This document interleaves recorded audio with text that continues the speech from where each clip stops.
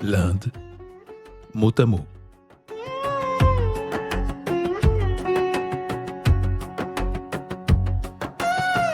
Une exploration réjouissante et érudite des maîtres mots de la civilisation indienne.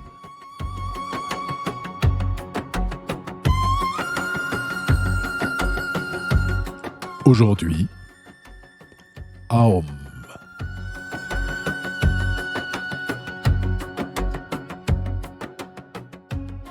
Il y a un son que tout le monde reconnaît sans même rien connaître à l'Inde. On l'entend au début d'un cours de yoga. On le voit tatoué sur un corps ou encore imprimé sur des bougies. C'est Aum, le son de l'univers, à ce qu'on dit. La vibration qu'on fait vrombir pour se détendre et faire le vide. Tout le monde l'a chanté, mais presque personne ne sait ce que c'est vraiment.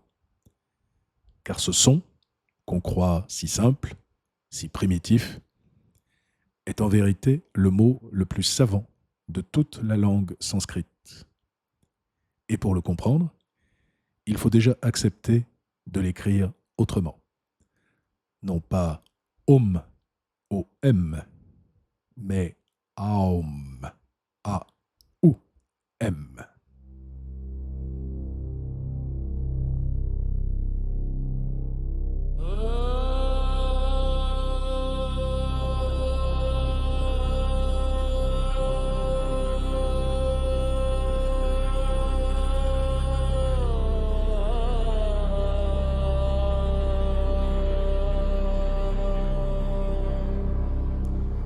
Pourquoi Aum? Parce qu'en sanskrit, deux voyelles qui se rencontrent fusionnent. A et O donnent O. Le O de Aum n'est pas un son simple. C'est déjà un A et un OU soudés l'un à l'autre. Écrire Aum, c'est rouvrir le mot, rendre visible son anatomie cachée. Trois sons. A, O, M, là où l'œil n'en voyait qu'un. Et ce n'est pas une coquetterie d'érudit. Toute la doctrine, on va le voir, tient à ces trois lettres-là. Son nom technique le dit d'ailleurs. On l'appelle le pranava, la résonante, celle qui fait vibrer. Et aussi l'akshara, un mot qui signifie à la fois la syllabe et l'impérissable. La syllabe impérissable.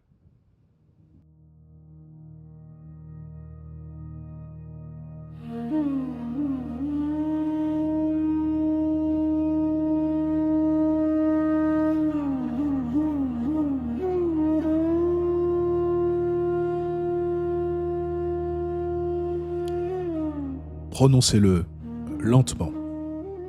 A, la bouche s'ouvre, le son monte du fond de la gorge. C'est le premier son possible, la naissance même de la voix, celui que pousse un nouveau-né. Ou, le son roule vers l'avant, emplit toute la bouche. Les lèvres se ferment, c'est le dernier son avant le silence. Vous entendez le trajet ? De la gorge, grande ouverte aux lèvres closes, Aum parcourt tout l'appareil de la voix d'un bout à l'autre. Il contient, en germe, tous les sons que peut produire une bouche humaine.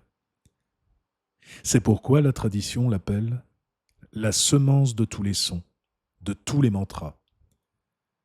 Toute parole possible tient quelque part sur l'arc qui va du A au M. Aum, c'est le langage entier ramassé en un seul souffle. Un vieux mythe le raconte à sa façon. Le dieu Prajapati aurait pressé les 3 Védas comme on presse un fruit pour en extraire la goutte d'essence. Et cette goutte, ce concentré de toute la parole sacrée, c'était le son Aum.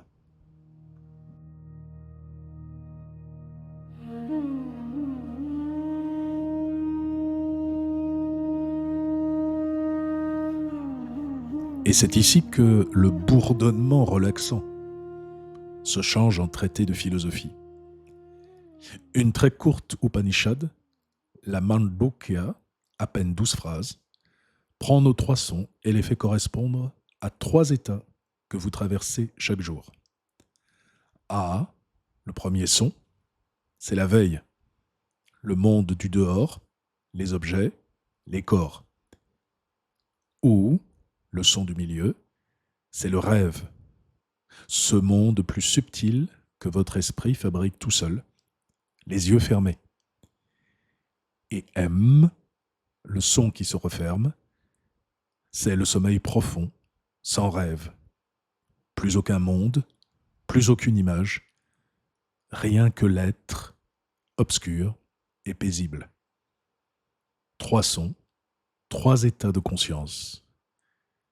Aum cesse d'être un bruit qu'on produit.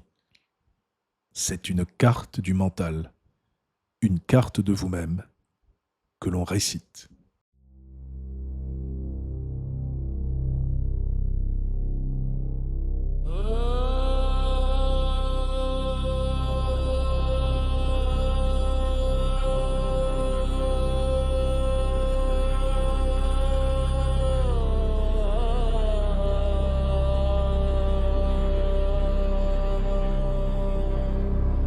Mais la Mandukya ne compte pas jusqu'à 3. Elle compte jusqu'à 4. Car après le M, il reste quelque chose. Quelque chose qui n'a plus de son. Le silence dans lequel la syllabe s'éteint. Ce silence, l'Upanishad l'appelle simplement le 4e. Turiya, dira toute la tradition après elle. Et aussi Amatra, le sans mesure. Et ce 4e, dit-elle, c'est le soi avec un S majuscule. Ce que vous êtes en dessous de la veille, du rêve et du sommeil. L'absolu, le Brahman. Les maîtres tantriques iront jusqu'à en décrire la physiologie. Aum ne s'arrête pas au M. Il se prolonge en résonance de plus en plus fine. Une après-résonance, un croissant de lune sonore, jusqu'à, disent-ils, se dissoudre dans le silence de l'absolu. Autrement dit, le plus important dans Aum, c'est la part qu'on n'entend pas. Le son n'est qu'une rampe de lancement vers le silence.